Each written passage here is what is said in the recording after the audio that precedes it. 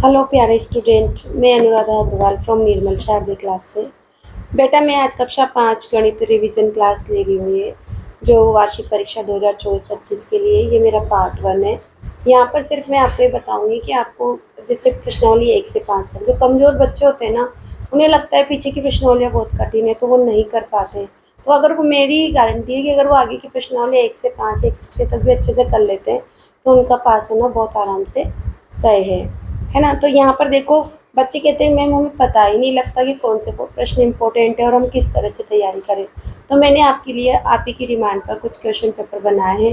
अगर आप इन question paper को हल करते हैं और मेरे द्वारा बताए गए पैटर्न के अनुसार अगर आप तैयारी करते हैं तो निश्चित रूप से ही आप 80 में से 80 नंबर ला सकते हैं। तो बिना समय गंवाए मैं क्वेश्चन करती हूँ और उनका सोल्यूशन का सिर्फ एक आइडिया आपको दूंगी और आप उस हिसाब से करके मुझे आंसर कमेंट बॉक्स में करें। मैं आपके ऊपर चेक करूँगी और मैं आपको बताऊँगी कि आपके कितने नंबर आएंगे।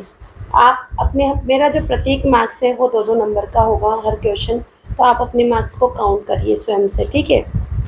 तो देखो यहाँ पर 1 से 5 तक के महत्वपूर्ण प्रश्न हैं जिसे मैंने टाइटल दिया है कि अब कमज़ोर बच्चा भी होगा पास। नीचे दिए गई संख्याओं का विस्तारित रूप की संख्या लिखनी है। विस्तारित रूप दिया हुआ है, इससे संख्या लिखनी है।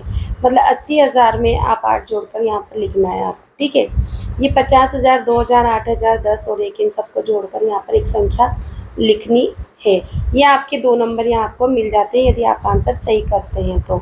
आपको आंसर कमेंट बॉक्स में देने बेटा। यहाँ देखो 28,506 में 8 का स्थानीय मान बताना है।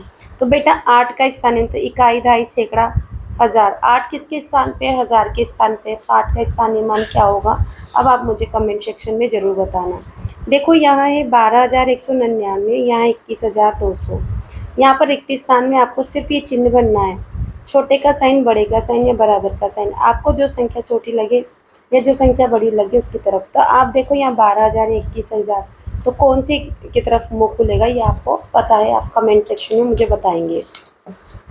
अब देखिए एक क्वेश्चन यहाँ पर, अंक 9, 4, 3 एवं 0 से बनने वाली 4 अंकों की सबसे बड़ी और सबसे छोटी संख्या लिखना है। स्टूडेंट यहाँ सबसे बड़ी गलती जो करते हैं ना, बड़ी संख्या तो बहुत सही से लिख देते हैं पर छोटी संख्या लिखते वक्त उन्हें प्रॉब्लम आती है। तो सबसे पहले मैं बताती हूँ, सबसे पहले मैंने बड़ी संख्या लिखा हुआ है। तो सबसे बड़ी ई संख्या जो बनेगी वो होगी 9, 4, 3, 0, यही होगा। कोमा नहीं लगाना है आपको, आप तरीके से सेट करके मुझे बताएंगे 4 अंकों की संख्या। अब 4 अंकों की सबसे छोटी संख्या में आपको मैं बताती हूँ। सबसे पहले आपको 3 और फिर 0 लिखना है, 0 को आगे नहीं रखना है। अब आप संख्या पूरी बनाकर मुझे अपने कमेंट सेक्शन में ज़रूर आंसर देंगे। सन 2011 क्वेश्चन नंबर 5 है कि जनगणना के अनुसार साकरिया गांव में 4,632 महिलाएं तथा 4,598 पुरुष है। तो बताओ गांव की कुल जनसंख्या कितनी है? तो ये तो बहुत ही सिंपल है, आपको 2011 से कोई लेना देना नहीं है, सिर्फ एक जनगणना है 2000 की, तो ये कोई संख्या नहीं है आपको। साकरिया गांव की कुल जनसंख्या, तो महिलाएं बराबर पुरुष बराबर और उनको जोड़कर बता देना, ठीक है। 253 डिब्बों में कितनी गेंदें आएंगी? यदि एक डिब्बे में 307 गेंद आती है तो एक डिब्बे में 307 आती तो 253 में कितनी आएगी? गुणा करके आप आंसर कमेंट बॉक्स में दे दीजिए। है ना कितना आसान पेपर तैयार करना, है ना। पेपर की तैयारी इसी तरह से आएगी, जोड़ बाकी गुणा भाग छोटा बड़ा, यही तो सब कुछ पूछा जाता है।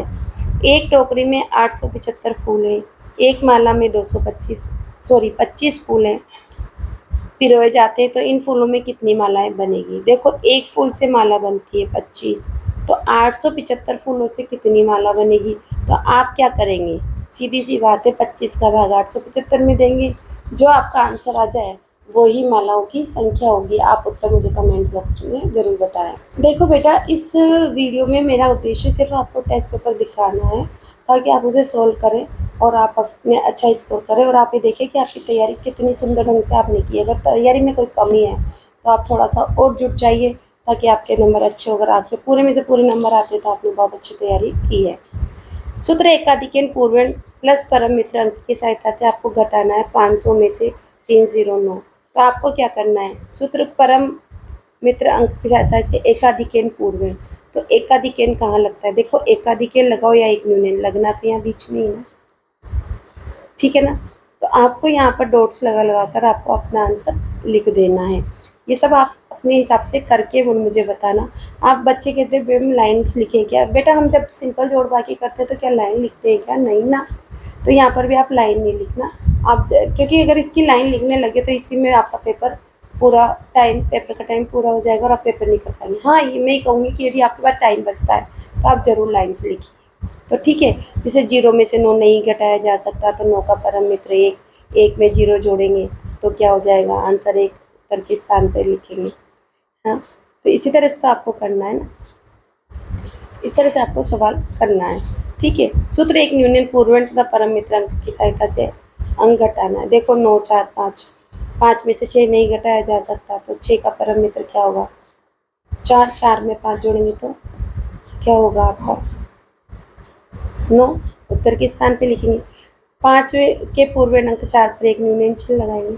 इसी तरह से यहाँ 9 के पूर्व अंक 0 पर एक अधिक चिन्ह लगाएंगे। तो लगाना तो यहाँ बीच में ही है ना, ठीक है ना। तो यहाँ से देखो आगे, और इसका उत्तर, दोनों का उत्तर कमेंट बॉक्स में आप मुझे ज़रूर दें।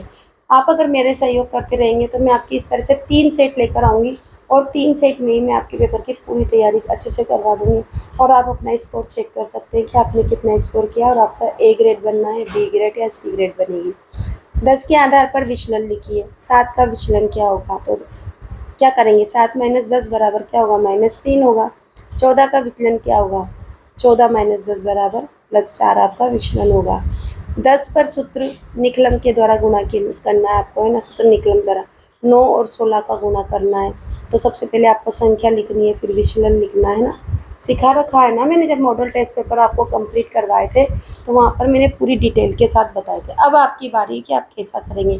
अब 9 का विचलन क्या होगा? -1। 16 का विचलन क्या होगा? +6, है ना। 1 और 6 को गुणा करोगे तो क्या हो जाएगा? -6। और यहाँ क्या होगा? 9, जो आपका 9 संख्या है उसमें आप कितना जोड़ेंगे? 6, तो 15। अब आप आगे आप खुद से सोल्व करेंगे। मैंने यहाँ सिंपली बताया, आपको पता है कैसा करना है। आप सोल्व करके मुझे बताएंगे तभी मुझे संतुष्टि होगी कि आपने कुछ अच्छे से तैयारी की है ना। वरना मेरा पेपर बनाना और इतनी मेहनत करना सब कुछ व्यर्थ चला जाएगा। बेटा प्लीज़ प्लीज़ मुझे सपोर्ट कीजिए ताकि मैं आप लोगों की अच्छे से तैयारी करवा सकूँ। दूध की 2 कैनों के में क्रमशः 18 व 24 लीटर दूध भरा हुआ है।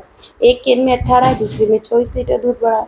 बड़े से बड़े बर्तन का माप क्या होगा जिससे दोनों कैनों को पूरा पूरा मापा जा सके? तो बेटा 18 के गुणनखंड लिखने, यानी कि 18 किस किस के पाड़े में आते हैं? 24 के गुणनखंड लिखना है।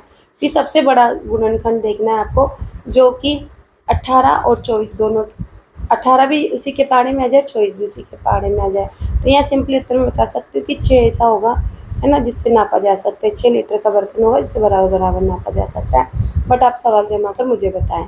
इसी तरह से 12, 18 और 24 का सबसे बड़ा समान गुणनखंड ज्ञात करना है।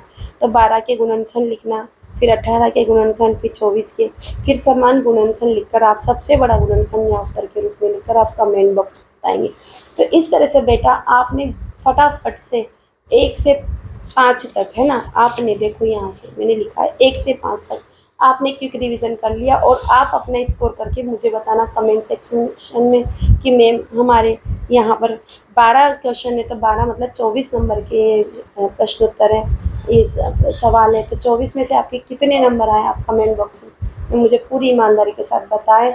और मैं इंतज़ार करूँगी अगली वीडियो तक। आपको फिर से जल्दी ही इसकी दूसरी वीडियो डाल रही हूँ जिसमें मैं आपका 6 प्रश्नावली 6 से लेकर 11 तक का आपका रिवीजन क्वेश्चंस आपको दूंगी और आप मुझे हल करना और आप अपनी तैयारी को और सॉलिड बनाना।